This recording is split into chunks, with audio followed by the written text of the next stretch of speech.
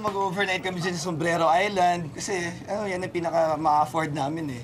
Kasi kasama ko yung mga friends ko, darating nga pala sila, si Sofia at si Monchito.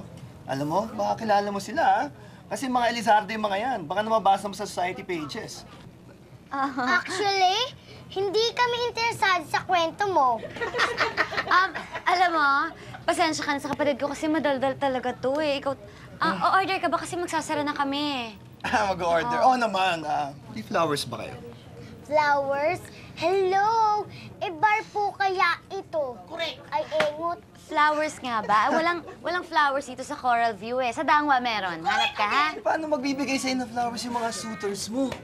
Alam mo, bala ko sana, bibili sana ako ng bouquet ng pinakamahal na flowers dito. Anyway, are you free tonight ba? O-order ka ba o hindi? O-order lang ako kung bibigay mo sa akin yung number mo. Pwes, magsasara na ako, ha? Petula? Walis ka na. Teka, ako nagbabayad ako dito. Teka lang. Ano bang kaguluhan to? Eh, sino ka ba?